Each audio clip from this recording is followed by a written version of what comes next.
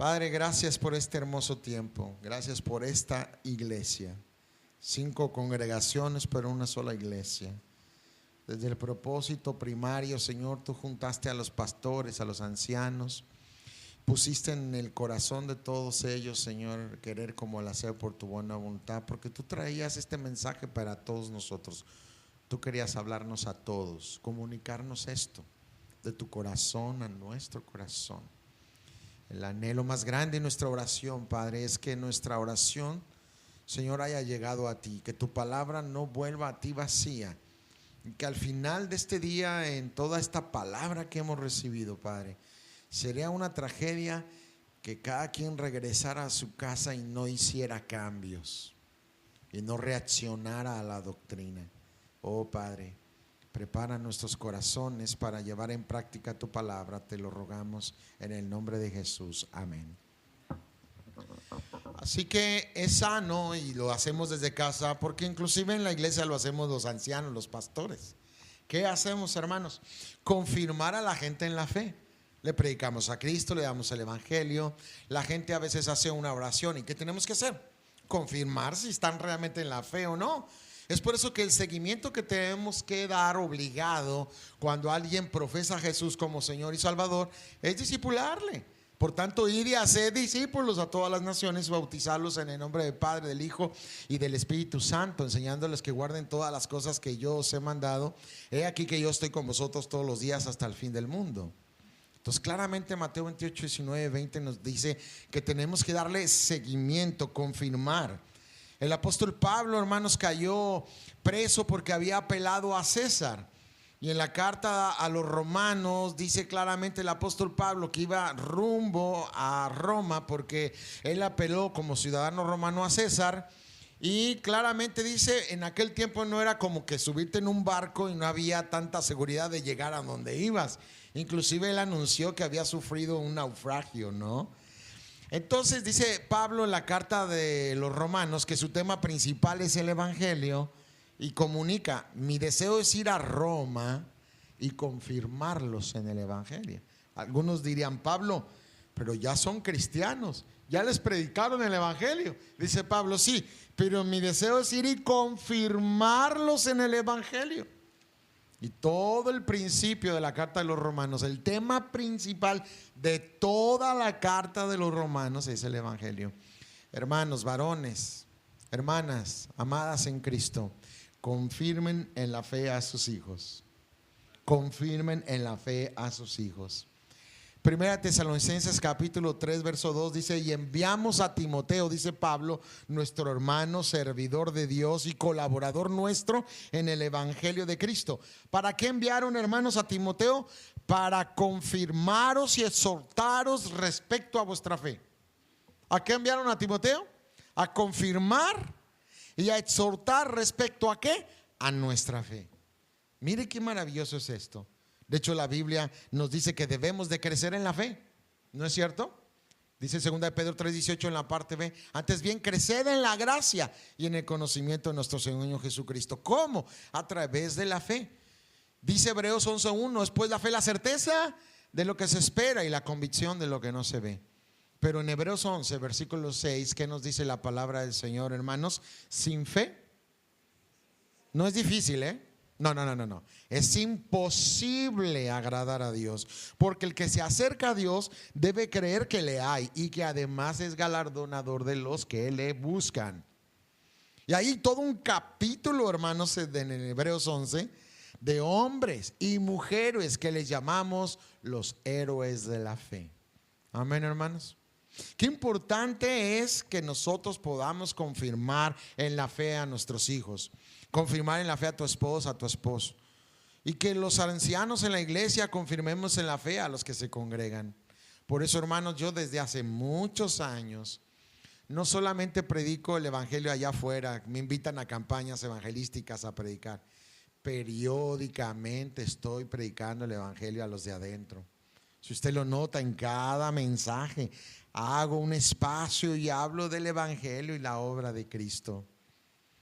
Tenemos que estar periódicamente anunciando a Cristo y el evangelio. ¿Sabe?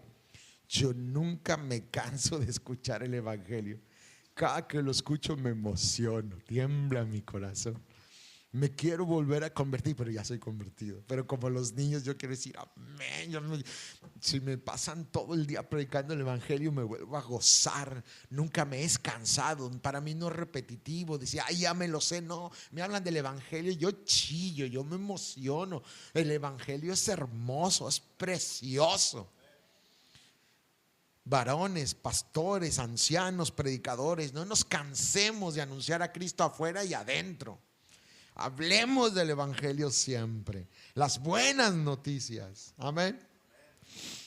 La fe, hermanos, somos llamados a crecer en ella, y además es motivo de dar gracias a Dios. Dice segunda de Tesalonicenses capítulo 1 en el versículo 3, ¿no? Damos siempre gracias a Dios, dice el apóstol Pablo, por la iglesia de Tesalónica, por vosotros, hermanos, dice Pablo, como es digno, por cuanto vuestra fe va creciendo y el amor de todos. Mire cómo va a la par la fe verdadera. ¿Con qué?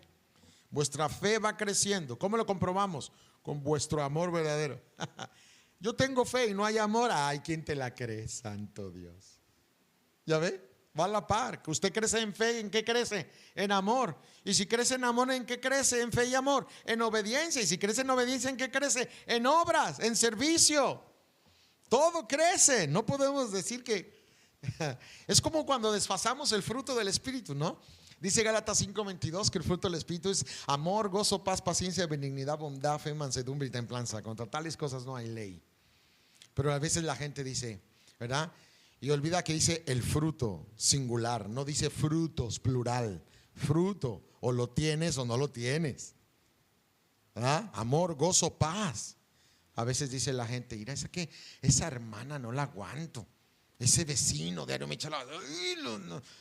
Pero tengo paz. ¿Cómo te engañas? Santo Dios. O se manifiesta el fruto o no o se manifiesta. Si se manifiesta es todo, es una pieza. Amor, gozo, paz, paciencia, benignidad, bondad, fe, mansedumbre, templanza. A esto se le llama la llenura del Espíritu. Dice Efesios 5:18, no os embriaguéis con vino en lo cual hay disolución. Antes bien, sed llenos del Espíritu Santo, controlados, saturados. Si usted antes de Cristo, alguno de ustedes fue alcohólico, ¿sabe a qué me refiero? El alcohol te controla. Y una vez que estás alcoholizado, haces cosas que no harías en tu sano juicio, porque estás controlado por una sustancia. Y empiezas a actuar. La gente que regularmente en su vida cotidiana es un cobarde, se emborracha y ya es valiente. En la vida cotidiana es bien serio, no le sacas una palabra, pero ya nomás está borracho y se avienta chiste tras chiste, se transforma. Igual espiritualmente sucede. Cuando usted es controlado por el Espíritu Santo, ya no es usted. Ahora la vida de Cristo empieza a controlarlo y empieza a manifestar el fruto del Señor en su vida. Controlado, saturado por el Espíritu Santo. El amor de todos va creciendo igual que la fe, y dice que en cada uno de nosotros abunda, así como en los demás. Imagínense una iglesia donde abunde la fe, abunde el amor, abunde el perdón, el servicio, la obediencia, la entrega, la consagración. No en uno, no en dos, no en los que están al frente, en toda la iglesia. Parece una utopía, ¿verdad? Pero el Señor dice que así es y así debe de ser, que es la fe, la certeza de lo que se espera, la convicción de lo que no se ve. La fe, hermanos, en términos bíblicos hablamos de una seguridad firme, porque nuestra fe está puesta en Cristo, de una esperanza segura, que es lo que nos diferencia de allá afuera. La gente de allá afuera no tiene esperanza, pero tú y yo sabemos que la muerte no es el final, es el comienzo. Para mí el vivir es Cristo y morir es ganancia. Amén. Tenemos esperanza, porque yo vivo, vosotros también viviréis, dijo el Señor. Yo soy la resurrección y la vida. El que cree en mí, aunque esté muerto, vivirá. Amén. Entonces hay esperanza. Estamos seguros, confiamos en la palabra, confiamos en Cristo, confiamos en sus promesas. Hay 333 profecías de Cristo en la Biblia. 333.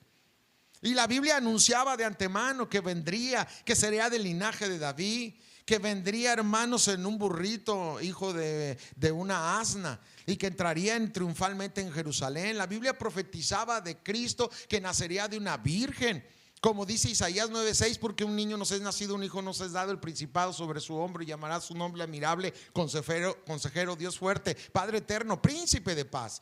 En el 7:14 de Isaías dice que claramente dice la virgen estaría ahí, y ¿qué dice? Concebiría a un niño, se encontraría en pañales y se le llamaría Emanuel, que significa Dios con nosotros, como dice nuestro credo. Nuestro credo dice en 1 Timoteo 3:16: e indiscutible grande es el misterio de la piedad. Dios fue manifestado en carne. Sí, Dios fue manifestado en carne. Dice Romanos 9:5 que según los patriarcas vino Cristo según la carne, entiéndase Abraham, Isaac y Jacob. ¿Y qué nos dice? El cual es Dios sobre todas las cosas y bendito por los siglos, amén. Dice 1 Juan 5:20 que Dios nos ha dado entendimiento para saber que estamos en el verdadero, y estamos en el verdadero, en su Hijo Jesucristo, el cual es el verdadero Dios y la vida eterna. Amén, hermanos. Es la fe verdadera en quien está depositada en la persona de Cristo, que nos da una seguridad firme, nos da una esperanza segura, hermanos, y un convencimiento total, una convicción, como diría Pablo: yo sé bien en quién he creído. ¿Usted también? Sí, hermanos, no creímos en una religión más, no cambiamos de religión. Al venir a Cristo dejamos la religión. El cristianismo es una comunión con Cristo, un caminar con Cristo. Amén. No es una religión más, no cambiaste de religión, veniste a la verdadera fe. Donde en Efesios 4:5 dice que la verdadera fe es cuando nos dice que tenemos un Señor, una fe, un bautismo, un Dios y Padre de todos. Ese es el común denominador, fue dada a todos los santos.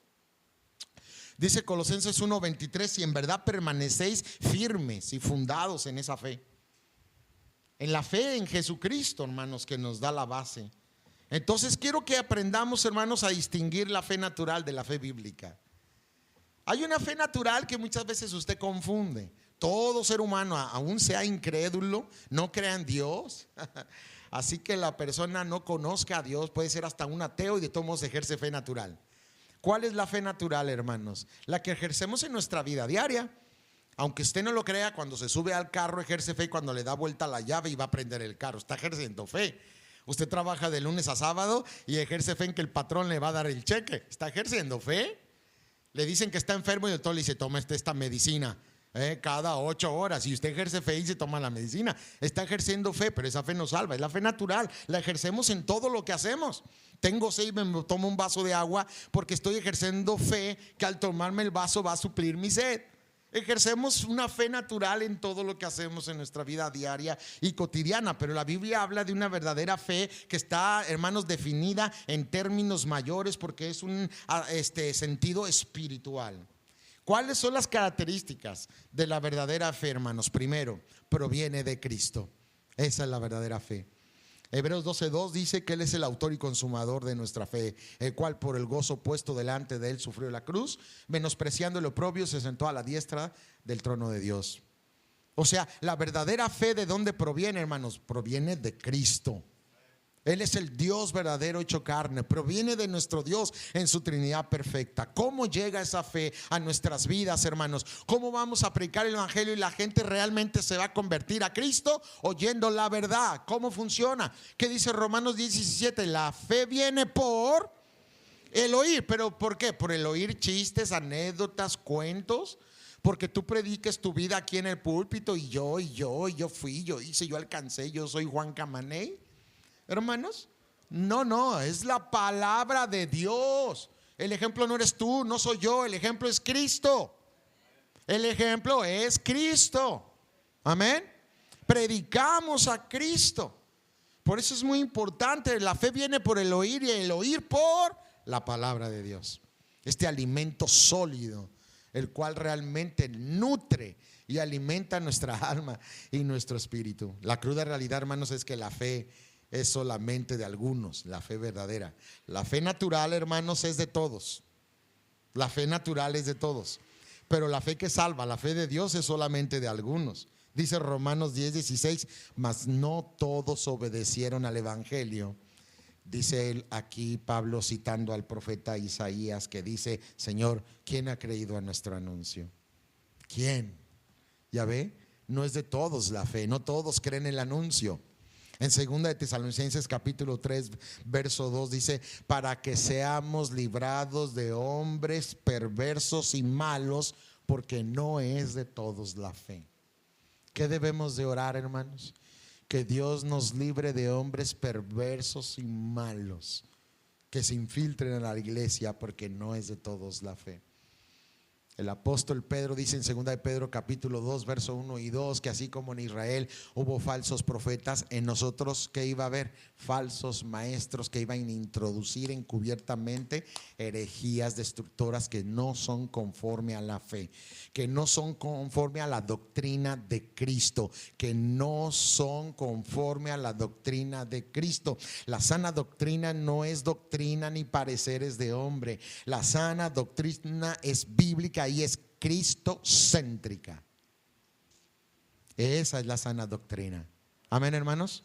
Cristocéntrica. Y es solamente de algunos, no es de todos. Que Dios nos libre de hombres malos y perversos, porque no es, hermanos, de todos la fe. La fe verdadera, hermanos, es contraria a la duda. Santiago nos dice en el capítulo 1 versículo 6: si alguno de vosotros tiene falta de sabiduría, pídala a Dios, el cual la dará, dice, abundantemente y sin reproche. Pero dice que cuando la pidamos, dice que pidamos con fe, no dudando nada, porque el que duda es semejante ¿a qué? A la onda del mar, que es arrastrada y al viento y es echada de una parte a otra. No piense pues que quien tal haga recibirá cosa alguna del Señor. Si pides fe, pide creyendo. Amén, hermanos. Creyendo que lo vas a recibir. La fe poderosa produce gozo. La fe verdadera trae gozo a tu vida. Filipenses 4:4 dice: regocijaos en el Señor cuando te vaya bien. Siempre, siempre en lo que estés pasando, otra vez os digo, regocijaos. Porque el verdadero, hermanos, la verdadera fe produce gozo en el creyente, porque es fruto del Espíritu: amor, gozo, paz, paciencia, benignidad, bondad, fe, mansedumbre, templanza. En 1 de Pedro capítulo 1 versículo 8 dice: a quien amáis sin haberle visto. Tú y yo no vimos a Cristo, no estuvimos presentes ahí en su caminar en la tierra, no estuvimos cuando Él predicó, no estuvimos ahí, hermanos, cuando alimentó a los 5,000, cuando le dio vista a los ciegos, cuando levantó los muertos. Ni siquiera estuvimos presentes en su crucifixión, en su muerte, resurrección, ascensión. No estuvimos ahí. Pero miren lo que sucede con la verdadera fe: a quien amáis sin haberle visto. ¿Usted ama al Señor?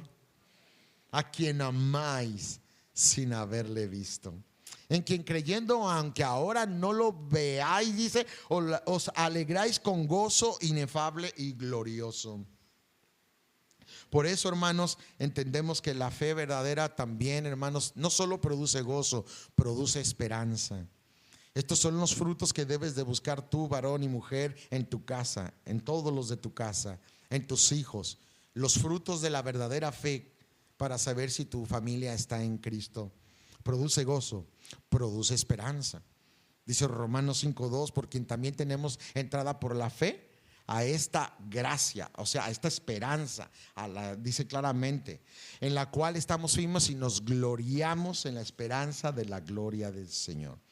Tenemos entrada por la fe a esta gracia. ¿Se fija? Produce esperanza, y la esperanza no avergüenza, porque el amor de Dios ha sido derramado en nuestros corazones por el Espíritu Santo que nos fue dado, dice el 5:5 de Romanos. La fe verdadera produce paz, dice el 5:1. Justificados pues por la fe tenemos paz para con Dios por medio de nuestro Señor Jesucristo. Por favor, no se confunda con esa paz. Dijo el Señor: mi paz os dejo, mi paz os doy, pero yo no la doy como el mundo la da. No se refiere a la paz del mundo, de ese anuncio de televisión de la pareja guapa, joven, con sonrisa colgate, con 2 niños en una casa, con un jardín en el columpio y un carro del año. No, a esa paz no se refiere. Esa paz se pierde. Tú crees que el dinero te va a dar paz y de repente pierdes el dinero y pierdes la paz. No se refiere a la paz de tener un buen trabajo, no se refiere a la paz del dinero, no se refiere a la paz o la estabilidad, ¿verdad?, de tener una buena cuenta bancaria o tener propiedades, un negocio. No, hermanos, se refiere a la paz de que tú y yo éramos enemigos de Dios, destituidos de su gloria, muertos en delitos y pecados, dignos de la muerte y la condenación en el infierno, pero que cuando creímos en Cristo fuimos justificados por la fe. justificados ante Dios por los méritos de Cristo.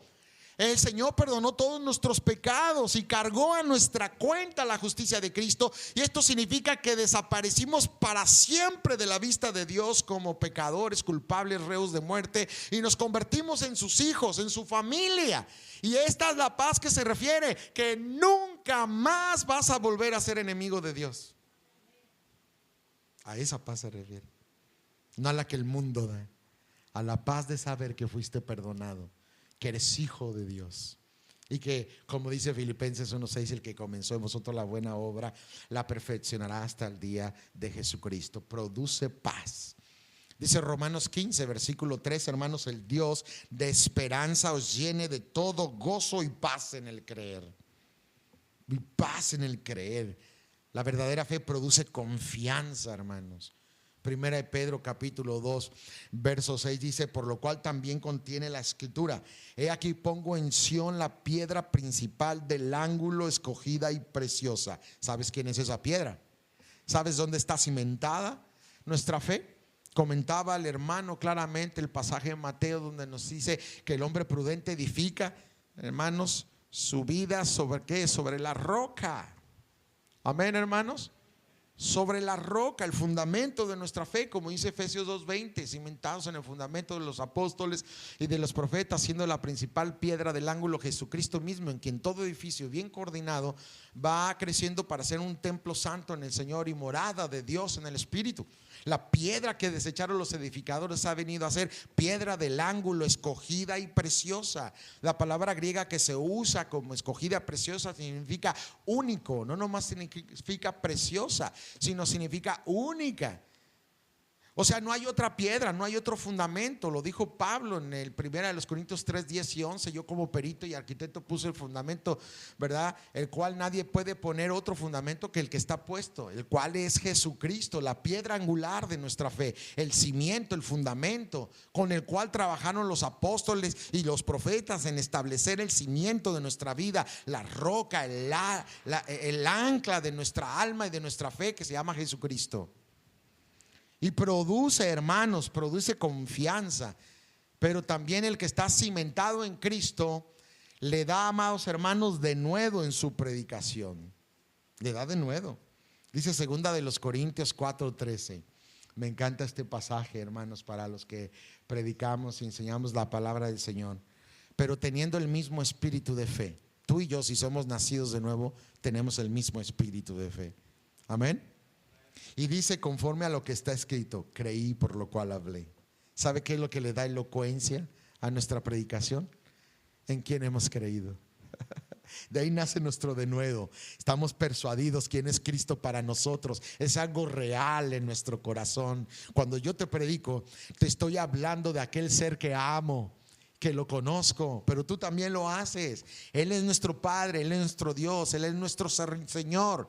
Diría David en el Salmo 18: te amo, ¿verdad? Jehová, fortaleza mía, roca mía, castillo mío, mi alto refugio. Te amo, oh Jehová, te amo. Él es nuestro Dios. No estamos predicando hombres, religiones, lugares ni líderes espirituales. Predicamos a Cristo. Ahí nace el denuedo de nuestra predicación. Insisto que la fe verdadera es solo para creyentes. Miren las propias palabras de Cristo tocante a esta verdad en Juan 10:26. Pero vosotros no creéis, les dijo Jesús a los fariseos, porque no sois de mis ovejas, como yo os he dicho. Claramente Él dice más adelante: hermanos, ¿por qué no podéis oír mis palabras? Y Él les dice, les voy a decir por qué. Porque no sois de Dios. Porque el que es de Dios oye mis palabras. Con razón le dijo Pilato: ¿qué es la verdad? Y Jesús guardó silencio. No era de sus ovejas. La fe verdadera es probada y sale victoriosa. Cuando probamos la fe falsa, claudica. Allá en Guadalajara, no sé aquí en Ensenada, en Rosarito, pero yo sospecho que en todo México es igual. Dice que probemos la fe verdadera. Si la probamos con el fuego, da testimonio de que es una fe verdadera. Pero cuando es falsa, allá en Guadalajara dicen es un dicho, dice, en el rancho dicen, cuando algo es falso y no funciona, dicen, aquí es donde la puerca torció el rabo, dicen. No sé si acá digan lo mismo, ¿verdad? Que significa que eso es falso, que aquí claudica, aquí falla. Y regularmente, casi cada semana, cada 15 días o cada mes, nos llega gente nueva que nos dice que es cristiana, pero lo único que quiere es estafar a la iglesia, sacarle dinero a los hermanos y a todos. Se hace pasar por cristiano, que lo asaltaron, que le quitaron el dinero, que va de paso, que ocupa dinero para el camión, que ocupa dinero para esto, pero solo va a estafar el dinero. Y cada domingo se van a una iglesia, a otra iglesia, de iglesia, porque saben que los cristianos tenemos que ejercer amor y ven y nos vienen y nos ven la cara. Dios dice que debemos de hacer obras buenas, hermanos, pero debemos de empezar con la familia de la fe, alguien que conocemos, que se congrega y que sabemos que está en necesidad y damos prioridad, no alguien que viene a engañarnos. La fe debe de ser probada. Allá en Guadalajara nos llegaban tantos que yo hablé con los diáconos y les dije, cuando llegue alguien que dice que es cristiano, bienvenido, gloria a Dios, pero ya cuando empiece a decir que quiere dinero, porque a eso vino, entonces ya le dicen, ¿sabes qué? Toda la iglesia ya sabe, no, espérense, que se quede en el servicio. Y cuando me pasa siempre el diácono me dice, viene una persona de esas que vienen a pedir dinero, inmediatamente empiezo a dar el evangelio después de mi enseñanza. Y luego él siempre le dicen, espérate aquí, el pastor va a hablar contigo al final. Mucha gente se va, no se espera. Dice, no hombre, que voy a andar aguantando la predicación del pastor Israel. Se van. Pero hay unos aferrados que se quedan y se esperan hasta el final, me cuentan toda su historia falaz y mentirosa, ¿verdad? Para sacarnos dinero. Y yo pruebo su fe siempre y le digo, ok, está bien, déjame platicar contigo. ¿Qué es lo que ocupas? Ocupo dinero porque esto, lo otro, un camión y esto y no. Ok, está bien. Dices que eres cristiano, ¿verdad? Sí. ¿Cómo conociste de Cristo? Dame testimonio, quiero gozarme. Y empieza a batallar. Bueno, es que yo, ¿de qué iglesia vienes? ¿Cómo se llama? Bueno, es que no me acuerdo, ¿cómo se llama tu pastor? ¿Me puedes dar el teléfono para hablar con él y decirle cómo ayudarte? No, es que empiezo y cuando veo que nomás no pueden dar testimonio, que ya sé que lo que quieren es estafar, porque miren lo que dice 1 Corintios 12, versículo 3, grábeselo. Nadie puede llamar a Jesús Señor a menos que tenga el Espíritu. Y yo los agarro a los ojos, les digo, ¿puedes declarar que Cristo es tu Señor? Hermanos, se los digo delante de Dios, no pueden. ¿Puedes declarar que Cristo es tu Señor?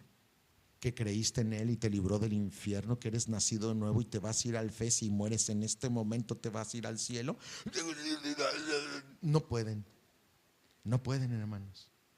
Eso es probar la fe. ¿Se fija? Dice que somos llamados a probar la fe. Miren lo que dice aquí la palabra. Es claro que debemos nosotros entender esto, porque la verdadera fe, hermanos, es probada. Dice Santiago 1:3, sabiendo que la prueba de vuestra fe produce paciencia. La fe se prueba, permanece, porque cuando es una buena tierra, dice que da fruto, como dice Mateo 13, en el versículo 23. El que fue sembrado en buena tierra, hermanos, este es el que dice aquí claramente, oye y entiende la palabra y da fruto y produce a 100, a 60 y a 30 por uno. Así produce el verdadero creyente.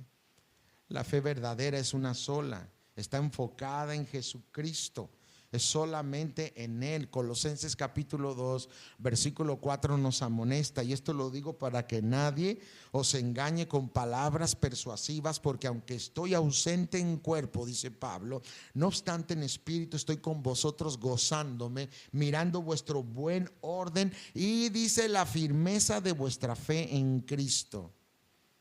La verdadera fe en Cristo, dice la firmeza en ella. ¿A qué nos da a nosotros en nuestra vida, hermanos? Buen orden. En casa, en la iglesia y donde quiera que esté un cristiano genuino, con doctrina sana, tiene manifestaciones en su vida de buen orden. La gente, entre más conoce de Cristo y aprende la doctrina, va ordenando su vida y su casa. Y no crea que nomás es ordenar la vida espiritual. La gente entre más conoce de Dios se vuelve hasta ordenado en su casa, en los quehaceres. La gente empieza a ordenarse, a ser limpia, a ordenar las cosas. Hasta en eso se nota el buen orden. hasta en la casa. Nos empieza a gustar el orden.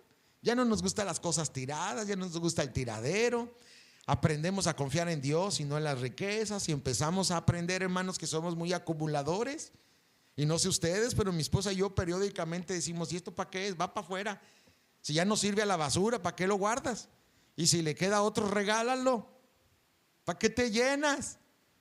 Todo amontonado, llegas y pura basura. No, hermanos, mire el orden, qué importante es, ¿eh?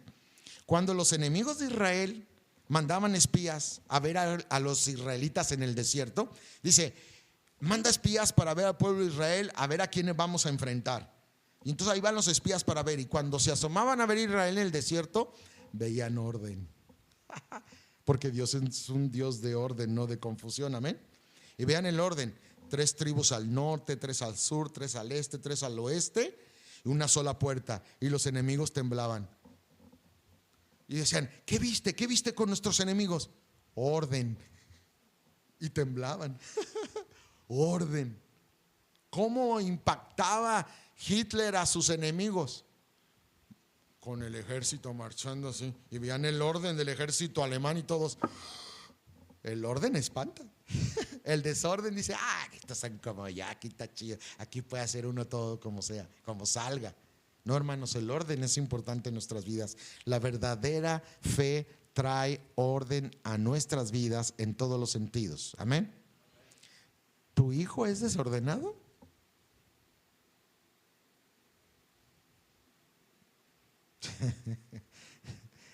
Tu esposo es desordenado. Tu esposa es desordenada. ¿Eh? Somos desordenados en la iglesia.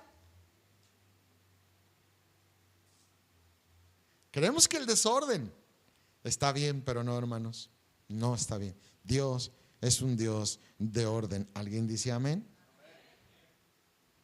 Cosas simples, están en la palabra, las conocemos. No le estoy enseñando nada nuevo, es la verdad que dice la Biblia, que debemos de crecer en la fe. Esta es la exhortación: el justo por la fe vivirá. Y la amonestación dice 1 Timoteo 1:19 que no debemos naufragar en cuanto a la fe, manteniendo la fe y la buena conciencia, dice la palabra, desechando la cual naufragaron en cuanto a la fe algunos, como Himeneo y Fileto. Inclusive enseñaron que Jesús ya había venido, y se inventaron la herejía doctrinal que se le llama preterismo, que el Señor ya vino y todos nos quedamos. ¿Se fija? Y Pablo les amonesta a estos diciendo que naufragaron. Pero mire el consejo de Pablo a la iglesia. Claro, es a Timoteo, pero se transmite a todo creyente. 1 Timoteo 6:11 dice: mas tú, hombre de Dios. ¿Usted es un hombre de Dios? ¿Usted es una mujer de Dios? Mas tú, hombre de Dios, huye de estas cosas. Huye. ¿Qué hay que seguir? La justicia, la piedad, la fe, el amor, la paciencia, la mansedumbre. Esto es lo que persigue un creyente de fe. Un verdadero creyente persigue esto: que el carácter de Cristo se manifieste en nuestras vidas. Pelea la buena batalla de la fe hecha mano de la vida eterna, la cual asimismo fuiste llamado, habiendo hecho una buena profesión delante de muchos testigos. Una profesión genuina en Cristo, un nuevo nacimiento real, un nuevo nacimiento verdadero. Como dice el imperativo claro, hermanos, de la Escritura, cuando Jesús habló con Nicodemo: si no naces de nuevo, si no naces de agua y de espíritu. 3:3 dice: si no naces de nuevo, tú no puedes ver el reino de Dios. 3:5: si no naces de nuevo de agua y de espíritu, tú no vas a poder entrar en el reino de los cielos. Y por favor, hermanos, nacer de agua no se refiere al bautismo. Algunos dicen que nacer de agua es existir porque estabas en la bolsa de agua de tu mamá en el vientre y luego naciste. No, hermanos. Cuando dice nacer de agua se refiere a un símil de la palabra de Dios, porque la palabra de Dios funciona. Dice Efesios 5:26: habiéndola purificado por el lavamiento del agua por la palabra. Usa la palabra como un símbolo de agua. La fe viene por el oír que la palabra de Dios, que como agua lava nuestra idea equivocada de Dios y nos presenta la verdad del evangelio.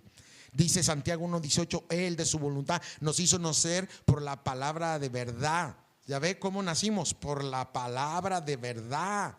como niños recién nacidos, dice Pedro 1:23, decía la leche espiritual no adulterada para que por ella crezcáis para salvación. Y está hablando, hermanos, nacer de agua es nacer del testimonio de la palabra de Dios. Jesús dijo, Juan 5:39, escudriñen las escrituras, a vosotros os parece que en ellas tenéis la vida eterna, ellas dan testimonio de mí. Cuando usted cree el testimonio de la palabra, que es con la Biblia, nos predican a Cristo con la Biblia, nos predican el Evangelio con la Biblia, viene la fe al oír la palabra de Dios, no los argumentos humanos, la palabra de Dios que vive y permanece para siempre. Cuando viene este conocimiento del Evangelio con la Biblia, porque el Evangelio es escritural, está basado en la palabra de Dios y predica a Cristo, amén. Cuando hay esa verdadera fe que viene de oír la verdadera palabra de Dios, el verdadero evangelio, y hay un arrepentimiento que es hecho por el Espíritu Santo, como dice Juan 16:8, que convence de pecado, de justicia y de juicio. Dijo Cristo: de pecado porque no creen en mí, de justicia porque yo voy al Padre, y de juicio porque el príncipe de este mundo ha sido ya juzgado. Entonces viene la verdadera fe que provoca ese arrepentimiento para salvación. Y cuando hay un arrepentimiento verdadero por escuchar el verdadero evangelio, naces de espíritu, eres sellado por el Espíritu Santo. Hay un nuevo nacimiento, pasas de muerte a vida. Como dice Juan 5:24, de cierto os digo, el que oye mi palabra y crea al que me envió, tiene vida eterna, no vendrá condenación, mas ya ha pasado de muerte a vida. ¿Cómo funciona, hermanos? Dice Efesios 1:13, en él, asimismo, habiendo oído la palabra de verdad, el evangelio de vuestra salvación, y habiendo creído en él, fuiste sellados con el Espíritu Santo de la promesa. Amén, hermanos. O sea, qué importante es esto, transmitir la verdadera fe y trabajar en nuestros hogares por si está esa verdadera fe en nuestros hijos, para que todos nosotros, como cartas abiertas, cuando la gente nos lea, puedan ver la realidad del evangelio en nuestras vidas, la realidad del evangelio en nuestros matrimonios, la realidad, hermanos, del evangelio en nuestros hijos, la realidad del evangelio en nuestras congregaciones, en nuestra iglesia. Amén, hermanos.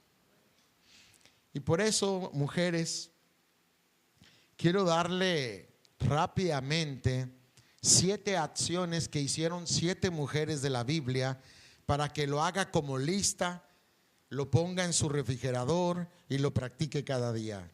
Ahí va para ustedes, mujeres. 7 acciones que hicieron 7 mujeres que les va a ayudar. Como dice segunda de Juan 1:4, mucho me regocijé porque he hallado a algunos de tus hijos que andando en la verdad conforme al mandamiento que recibimos del Padre. Mire de cuánta influencia debe de ser usted mujer, como debe de ser usted varón. Ya hablamos mucho a los varones, pero usted mujer, como madre, debe ejercer influencia sobre sus hijos, como lo hace el Padre. Y el primer ejemplo es Ana. Cuando yo le digo de Ana, ¿qué es lo primero que viene a su mente de Ana? ¿Una mujer de qué? De oración. Dice la Biblia que ella no podía tener hijos, y dice primero de Samuel 1:5, pero Ana daba parte escogida porque amaba a Ana, dice claramente, aunque Jehová no le había concedido tener hijos. Y ella que empezó, hermanos, a ejercer fe y buscó a Dios en oración. Ocupamos mujeres de oración. Amén. ¿Cuánto tiempo inviertes en la oración, mujer? Ocupamos mujeres de oración. Dice primero de Samuel 1:10, hermanos, ella con amargura de alma oró a Jehová y lloró abundantemente e hizo voto diciendo: Jehová de los ejércitos, mire la oración, si te dignares a mirar la aflicción de tu sierva. Si te acordares de mí y no te olvidares de tu sierva, sino que dieres a tu sierva un hijo varón. Yo lo dedicaré a Jehová todos los días de su vida, no pasará navaja por su cabeza. O sea, lo voy a entregar al sacerdote y que haga voto nazareo. No lo quiero ni siquiera para mí. Me lo das y te lo voy a entregar, porque ella entendía un principio: los hijos son de Dios, no son tuyos. Herencia de Jehová son los hijos, son de Él. Tú y yo somos administradores, hermanos amados. Aprendamos el principio bíblico. Tú y yo no somos dueños de nada, solo mayordomos, administrando los bienes del Señor. Tu esposa no es tuya, tu esposo no es tuyo, tus hijos no son tuyos, la casa no es tuya, el negocio no es tuyo, el terreno no es tuyo, la iglesia no es tuya. Todo es del Señor. En el mundo estaba y el mundo por Él fue hecho. Y dice el 1:11 de Juan, a lo suyo vino. No dice suyos plural, dice suyo. Significa a su propiedad, lo que es de Él. Y los suyos no le recibieron. A lo suyo, Él es el dueño. Dios te ha dado hijos, pero no para ti. Son para que los entregues a Dios, como lo hizo Ana. Dame un hijo varón y yo te lo voy a entregar. No voy a permitir que pase, ¿verdad?, navaja sobre su cabeza. Me voy a dedicar para que Él se consagre a ti. Voto nazareo significa consagración. Mi vida entera, dice Ana, la voy a dedicar a Dios para que mi hijo se consagre a ti. A ver, mujeres, ¿ya vieron cómo es el trabajo en casa? La oración fue extraordinaria y contestada, porque Dios contesta la oración de fe. Y dice primero de Samuel 1:19, levantándose de mañana, dice, adoraron delante de Jehová y volvieron y fueron a su casa en Ramá. Y Elcana se llegó a Ana su mujer, y Jehová se acordó de ella, de su oración. Mujer, ten fe. Si tú luchas en oración, Dios se va a acordar de tu oración. Tienes a tus hijos fuera, lucha. Un día Dios va a decir, mi hija está pidiendo por su hijo. Él se acordará de tu oración. Ten fe. Aconteció que al cumplirse el tiempo, después de haber concebido, Ana dio a luz un hijo y le puso por nombre Samuel, que significa pedido. No para mí, te pido un hijo para ti. Encomienda a tus hijos al Señor. Dice Ana, yo se lo pedí a Dios y Él me lo dio. Amén, hermanos. Y se lo regresó, lo entregó a la casa del sacerdote Eli. Segundo ejemplo, mujer. Vamos a hablar de Ruth. ¿Qué viene a tu mente cuando hablamos de Ruth? Una mujer moabita, ni siquiera era judía. Ruth, en desobediencia con su esposo y sus hijos, se fueron de Belén, casa del pan. Perdieron la fe en el Señor. En vez de esperarse ahí, se van de casa del pan de Belén, se van a una ciudad fuera. ¿Y qué hace por esa mala decisión? Mire el problema de las malas decisiones. Hay gente que cree que por irse a otra iglesia, o irse a otro estado, o a irse a otro país, hermanos, no, florece donde estás. No necesitas otra iglesia, otros pastores, ni otro lugar. No ocupas otro país. Ocupas florecer donde estás. Amén. No, es que yo aquí no florezco porque la iglesia, los pastores. No. Eres tú. Florece donde estás. Amén.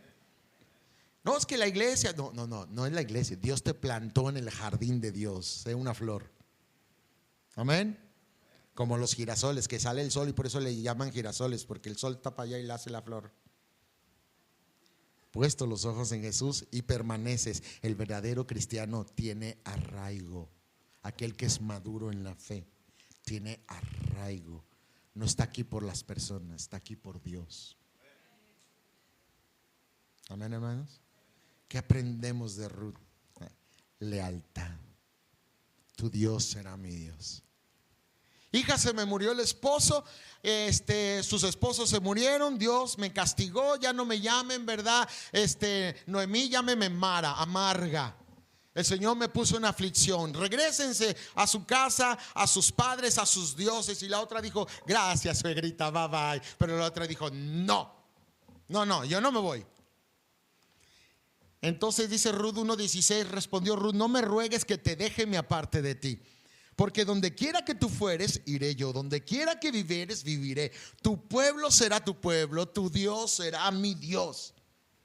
Donde tú murieres, moriré yo, y allí seré sepultada. Así me haga Jehová y aún me añada, que solo la muerte hará separación entre nosotras dos. Tu Dios será mi Dios. Wow. Era el instrumento, una moabita. Regresó, ya sabe la historia del pariente redentor, ¿verdad? Ella necesitaba por un pariente ser redimida para que regresaran tierras y su descendencia tuviera nombre para Jehová. Y pues claro, el pariente redentor directo dijo, no, yo para qué quiero a esa, ¿verdad?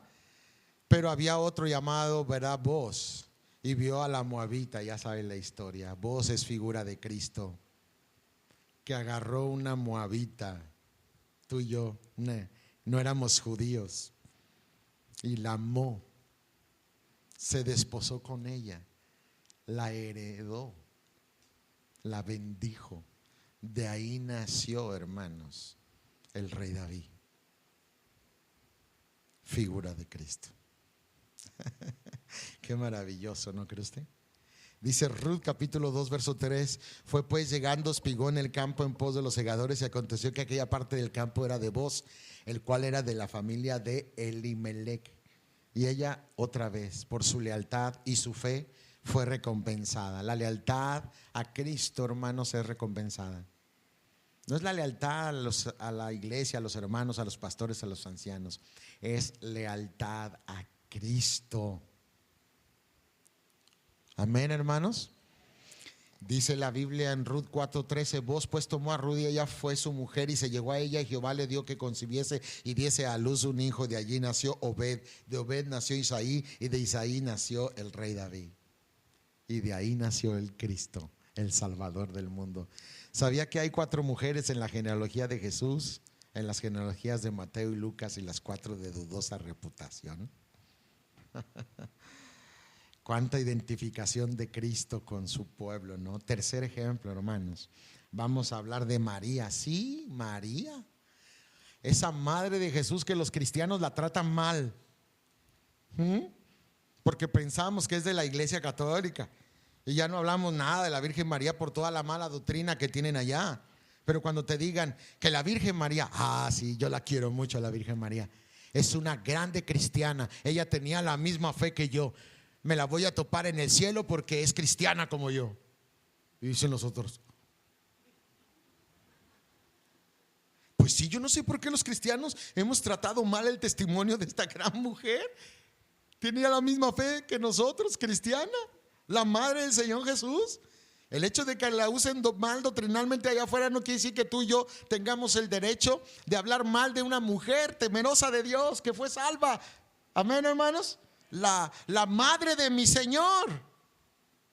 No la alabamos, no la adoramos porque es un ser humano pecador como tú y yo. Ella lo dijo en el Magnificat, en ese cántico que dijo claramente, ¿verdad? Te alabo, Dios, porque no has mirado la bajeza de tu sierva. Reconoce que es pecadora. O sea, la ponemos en su lugar. Pero ¿qué decimos de María, hermanos?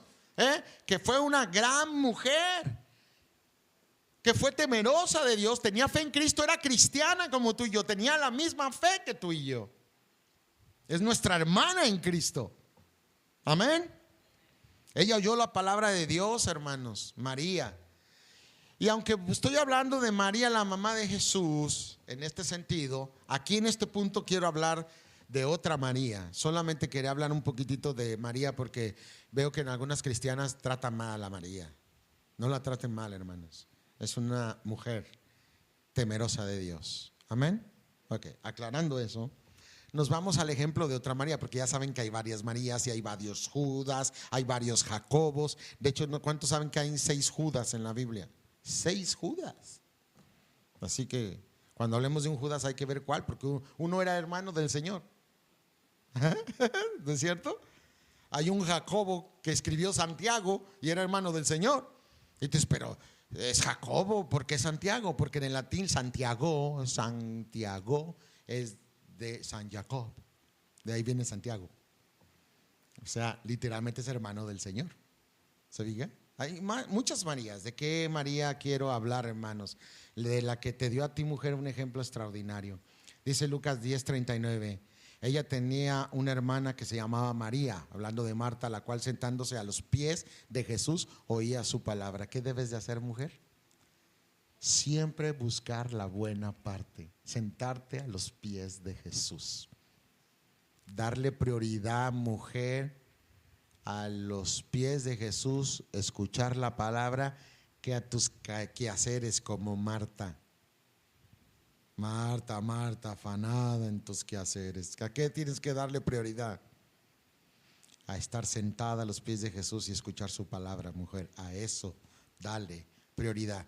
Ojo, no se me armen de valor y significa que tienen la casa toda sucia y todas las garras sin lavar y los platos sin lavar. No se me vaya al extremo, por favor. Hablamos de orden.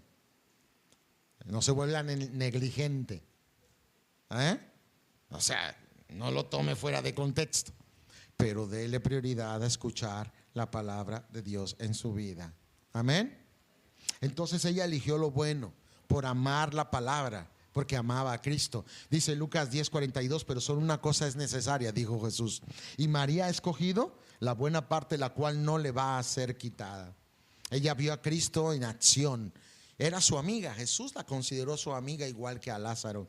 En Juan 11:43 dice, y habiendo dicho esto, clamó a gran voz, Lázaro, ven fuera. Y el que había estado muerto salió, atadas las manos y los pies y las vendas y el rostro envuelto en un sudario, y le dijo Jesús, desatadle y dejadle ir. Y ella pudo ver a Cristo en acción, en primera persona, resucitando a su hermano.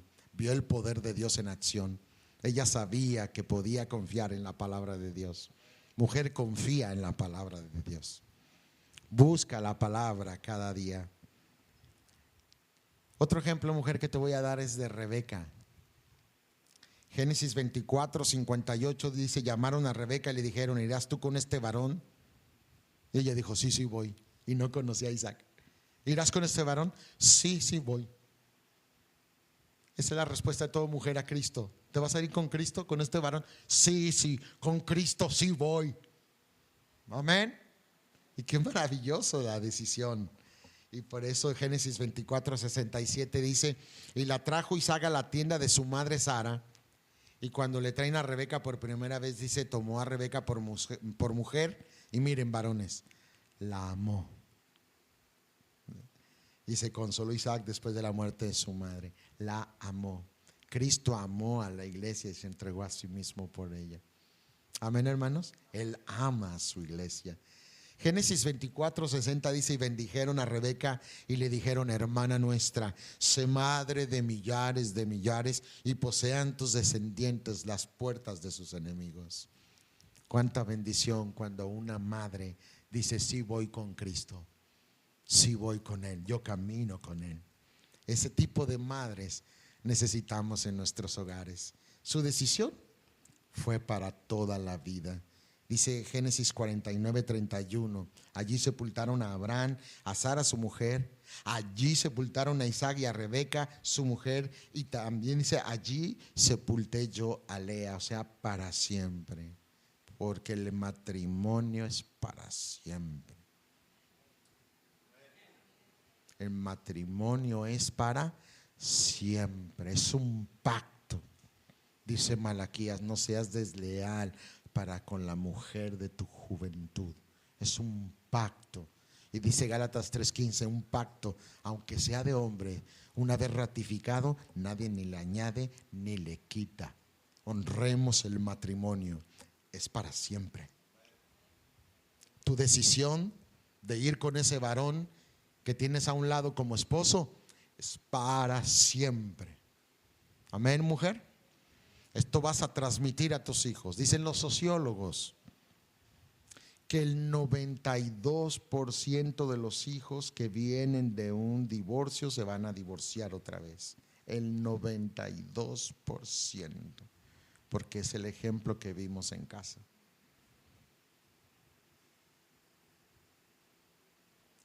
A veces Dios hace milagros, pero esa regularmente es lo que pasa.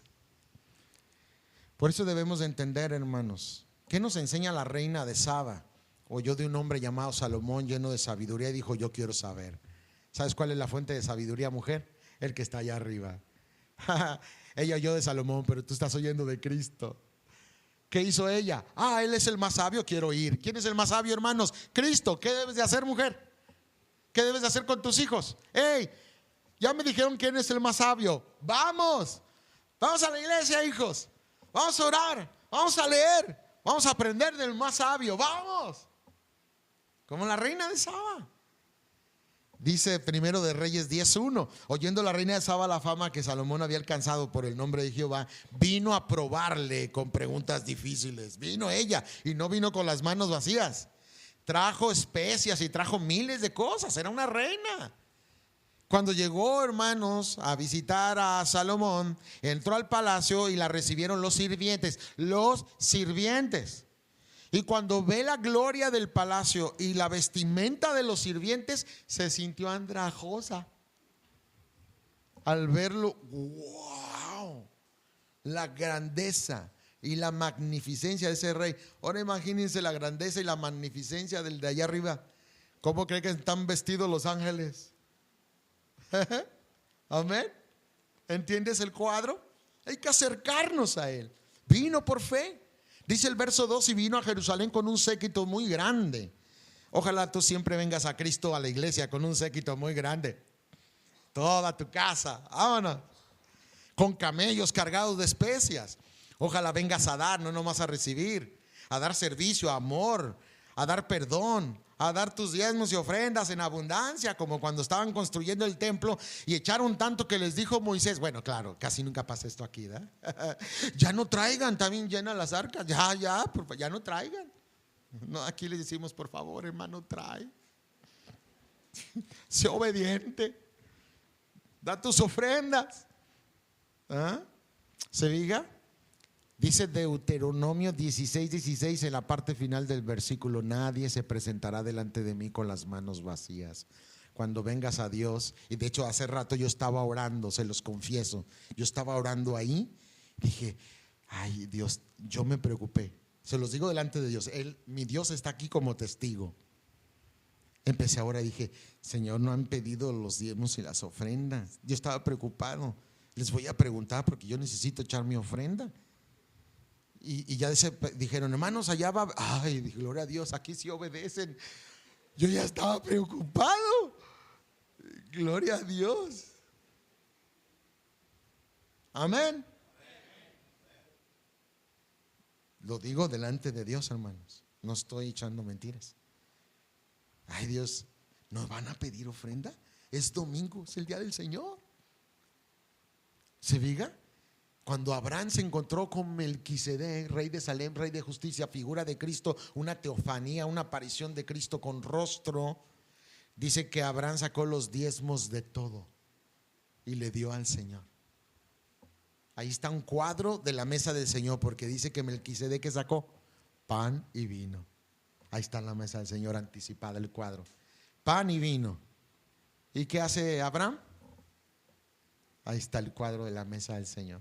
Nadie se presentará delante de mí con las manos vacías. El cristiano genuino, maduro en la fe, es dadivoso. Dios ama al dador alegre. Amén, hermanos. Son principios de fe. Dice que ella vino con camellos cargados de especias, oro en gran abundancia, piedras preciosas, y cuando vino a Salomón le expuso todo lo que tenía en su corazón. Ella testificó sobre su fe. En el 10:6 dice, dijo al rey, verdad es lo que oí en mi tierra de tus cosas y de tu sabiduría. Es verdad lo que oí, pero yo no lo creía hasta que he venido y mis ojos han visto que ni aún se me dijo la mitad. Es mayor tu sabiduría y bien que la fama que yo he oído. Bienaventurados tus hombres. Aquí estamos los bienaventurados de Cristo. Bienaventurados tus hombres, dichosos tus siervos. Hay aquí siervos. Dichosos tus siervos que están continuamente delante de ti. Usted está continuamente delante de él. Dichosos, porque te oyen continuamente, oyen tu sabiduría. Y dice, Jehová tu Dios sea bendito, que se agradó de ti para ponerte en el trono de Israel. Sí, no es Salomón, es Cristo. Porque Jehová ha amado siempre a Israel, por eso te puso por rey, para que hagas derecho y justicia. Ese es Cristo, amados hermanos. Salomón es una figura de Cristo. Se le llama tipo y antitipo. Es cuando hay una sombra, una figura, y el cumplimiento es el Señor. Amén. Y voy a hablar de mi hermana Lidia, no la esposa de Juanito, pero voy a hablar de Lidia. Un corazón abierto, hace honor a Lidia, la de la Biblia, nuestra Lidia, ¿poco no? Diario, con una sonrisota así de gozo. Amén, gloria al Señor. Dice Hechos 16:13, un día de reposo salimos fuera de la puerta junto al río, donde solía hacerse la oración sentándonos. Hablamos a las mujeres que se habían reunido. Pablo acostumbraba ir a las sinagogas, no lo dejaron entrar a la iglesia por 3 días de reposo. Dijo, Pues si no me dejan entrar estos varones cabezones, ¿qué hago? Y vio en el río a puras mujeres lavando, ¿no? Porque en aquel tiempo las mujeres lavaban, no sé ahora. Era algo así nomás para romper el hielo, hermanos, que está haciendo mucho calor, está haciendo mucho calor. Y había una mujer Lidia, vendedora de púrpura. Dice el verso 14 que esta mujer vendedora de púrpura de la ciudad de Tiatira, dice, adoraba a Dios, estaba oyendo. Y miren lo que hizo. Pablo llega con el evangelio, y eso es lo que yo estoy orando, porque ya voy a acabar con un mensaje especial al final. Eso es lo que quiero con ustedes, mujeres, que Dios haga esto, porque yo no puedo hacerlo. Yo vine como Pablo, como una herramienta a decir la verdad de Dios escrita. Pero esto es lo que hace Dios. Mire, el Señor abrió el corazón de ella para que estuviese atenta a lo que Pablo decía de Dios. ¿Qué hizo el Señor? Abrió el corazón de Lidia para estar atenta. Dios abra tu corazón, mujer, el día de hoy. Abra tu corazón para estar atenta al consejo de Dios a tu vida el día de hoy. Abra tu corazón. Cuando ella escucha el evangelio y se convierte, fíjese bien, porque aquí hay muchas mujeres que quizás les va a doler esto, porque dice Hechos 16:15 de Lidia, se convierte al Señor. Y miren lo que es un corazón abierto, miren, cuando fue bautizada y su familia, véngase familia, véngase, nos rogó diciendo, dice Pablo, si habéis juzgado que yo sea fiel al Señor, entrad a mi casa y posad. Dijo Pablo, no, es que si me juzgas fiel al Señor, mi casa es tu casa. Quédate, Pablo. Bueno, es que quédate. Y dice Pablo, nos obligó a quedarnos. Abre las puertas de tu casa, mujer. Una mujer que ha abierto su corazón es hospitalaria. ¿Cuántas de ustedes son tan hurañas? Ay, no, ¿cómo vamos a invitar a un extraño? ¿Cuál un extraño? Es tu familia, es tu hermano. Pero ¿sabe qué mañas traerá el pastor Israel?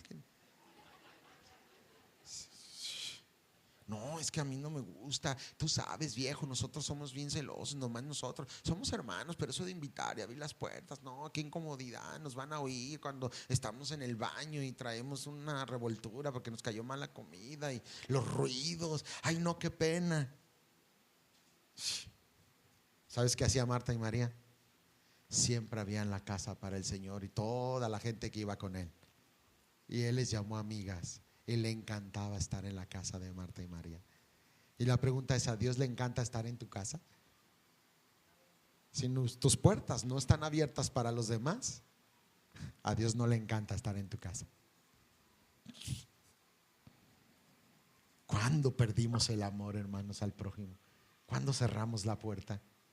¿Se acuerdan de las 5 cosas que debemos de practicar al reunirnos? De Hechos 2:42. Perseveraban en la doctrina. ¿En qué más perseveraban? En la comunión. ¿Usted está perseverando en la comunión? Hermanos, la comunión no nomás es aquí. Toda la semana no nos vemos y el domingo, ay, hola hermano, y esa es la comunión. No, hermanos, traspasa la comunión de estas 4 paredes. Un domingo invita a comer a tu casa a una familia, otro domingo otra, otro domingo otra. Convive con tus hermanos, traslada la comunión a tu casa, abre la puerta.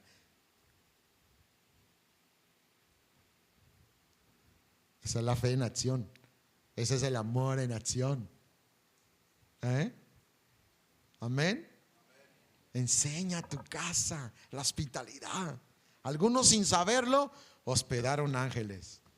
Cada que llego a Rosarito, Narcis hospeda ángeles, a Sarita y a mí. Ahora le tocó a nuestros amados hermanos, ¿verdad? Fernando y su amada esposa hospedar 2 ángeles. No es broma, hermanos. Si usted cree que ángel se refiere a un ser angélico, la palabra ángel en el hebreo malak, como la palabra griega angelos, no significa un ser angélico. La palabra ángel en su raíz etimológica significa enviado. no un ser angélico. Los ángeles también son enviados y por eso se les llama ángeles. Pero cuando dice, algunos sin saberlo hospedaron ángeles, no se refiere a un angelito del cielo y que tienes tu ángel de la guarda, santo Dios. No significa eso, hermanos, tan mal, interpretan mal la Biblia. Se refiere a todo aquel que predica la palabra de Dios y lo recibes en tu casa, hospedaste a un enviado, o sea, un ángel. ¿A cuántos ángeles has hospedado? 30 años y no has invitado a nadie a tu casa. 20 años en la misma iglesia y nadie sabe dónde vives.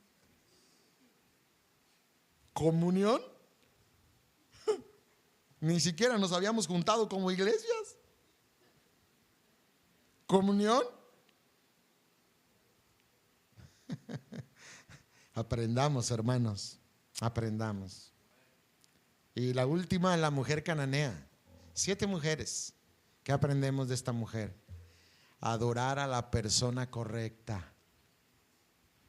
Dice Mateo 15:22, aquí una mujer cananea que había salido de aquella región clamaba diciéndole: Señor, hijo de David, ten misericordia de mí. Mi hija es gravemente atormentada por un demonio. Y ella adoró a la persona correcta en el momento de necesidad. Cuando tengas una necesidad, hermana, no corras con la vecina, con la comadre, no corras con la bruja, no corras con el horóscopo.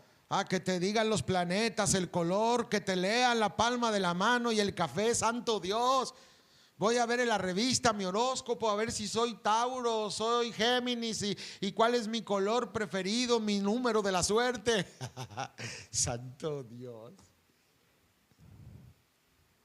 Corre a la persona correcta en tu momento de necesidad, se llama Cristo. Confía en el brazo de Jehová. Todos los hombres te van a fallar, el esposo te va a fallar, la esposa te va a fallar, los pastores te van a fallar, los hijos te van a fallar, el gobierno te va a fallar, pero Cristo nunca te va a fallar. Acude a la persona correcta en tu momento de necesidad. Amén. Dice el 15:25, entonces ella vino y se postró ante él diciendo: Señor, socórreme. Y vaya que fue recompensada. Verso 24 de Mateo 15. Él respondiendo dijo: miren, a Jesús la ve y le dice: yo no soy enviado sino a las ovejas perdidas de la casa de Israel. Entonces ella vino y se postró a él diciendo: Señor, socórreme. Respondiendo él dijo: ¿no está bien tomar el pan de los hijos y darlo a los perrillos? Wow. Y más guau cuando ella responde. Y ella dijo: sí, Señor.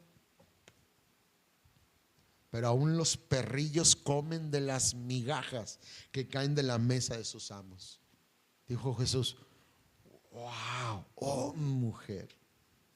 Esto esperamos de las mujeres de aquí. Que Jesús diga de ti: oh mujer, grande es tu fe. Espero que Cristo diga eso de ti, hermana. Que Cristo te observe y diga: oh mujer, grande es tu fe. Grande es tu fe. Hágase contigo como quieres. Y en aquel momento fue sanada su hija, porque Jesús dijo: oh mujer, grande es tu fe. Entonces la idea es clara. Pon la lista en tu refrigerador. ¿Y qué debes de aprender de estas 7 mujeres? Tienes que aprender a orar como Ana, a tener lealtad como Ruth, amar la palabra de Dios como María, tomar decisiones correctas como Rebeca, teniendo fe genuina como la reina de Saba, teniendo un corazón abierto como el de Lidia y adorando a la persona correcta como la mujer cananea. Amén, mujer. Ahí está. Esa es tu tarea en casa, mientras el marido gana el pan con el sudor de su frente, para que te conviertas en una ayuda idónea para el diseño de Dios en casa. Amén.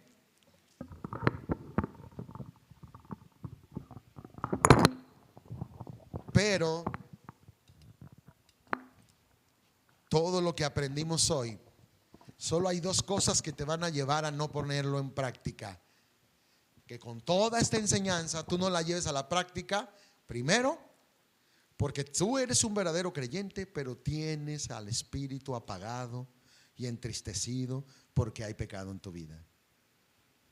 Hay 6 cosas que se puede hacer con el Espíritu Santo. 4 lo hace un incrédulo, lo resiste, lo blasfema, no lo desobedece. Eso lo hace un incrédulo. Pero hay 2 cosas que hace un verdadero creyente con el Espíritu Santo: lo apaga y lo entristece. ¿Se fija? Puede ser tu caso, mujer, y por eso todo esto, si tú no despiertas y te arrepientes y pides perdón al Señor, esto no va a funcionar. Segunda posibilidad, que mujer, tú no seas creyente y no vas a poder practicar esto en tu casa. Varón, puede ser que tú no seas creyente y no puedas practicar esto. Así que el Espíritu Santo te discierna, te dé ese discernimiento de decir: ok, yo sí soy creyente, tengo vida eterna, pero reconozco que el Espíritu Santo está apagado en mi vida y ya me mostró el Señor qué es. Ya entendí cuál es mi pecado. Pídele perdón el día de hoy y que restaure tu casa. Amén. Pero si Dios te dice y te hace mostrar que tú no eres creyente porque no disfrutas las cosas de Dios, no las haces de forma natural, te cuesta trabajo leer la Biblia, te cuesta trabajo hacer oración, te cuesta trabajo cantar, te cuesta trabajo ofrendar, te cuesta trabajo perdonar, te cuesta trabajo servir, te cuesta trabajo amar a tu esposo y a tus hijos, te cuesta trabajo venir a la iglesia. Si te cuesta trabajo, lo más probable es que tú no seas cristiano. Y voy a cerrar explicándote el evangelio de la forma más simple y más sencilla. Si tú no eres creyente, ven a Cristo y obtén el perdón de tus pecados y vida eterna al día de hoy. De la manera más sencilla te lo voy a explicar. Me encanta siempre dar el evangelio así, una y otra vez. Cuando Jesús murió en la cruz, murieron 2 ladrones. Ellos representan a toda la humanidad. Solo vemos 2 tipos de personas: el que cree y el que no cree.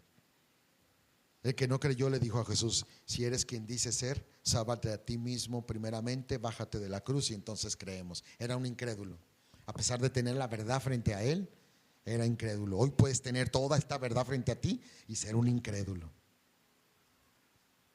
Jesús ni siquiera lo volteó a ver. Y sin ti eres un incrédulo y no hay arrepentimiento y no le pides perdón al Señor y no pones tu fe en Él, Él ni siquiera te va a voltear a ver.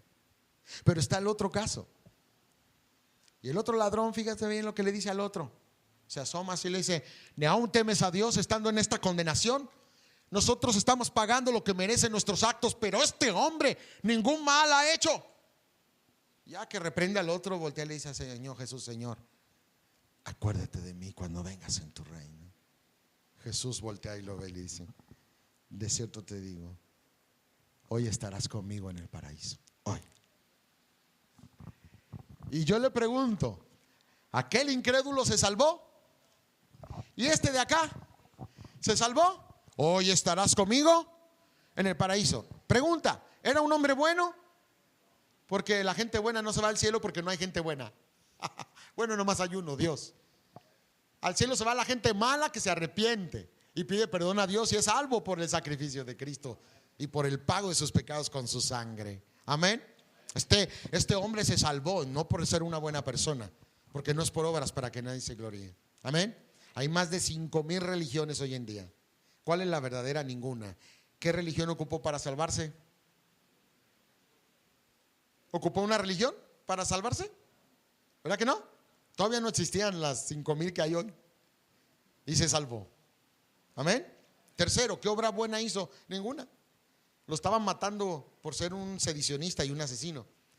La crucifixión se le da a los peores asesinos, a los peores delincuentes. Era una persona perversa y mala, pero se salvó.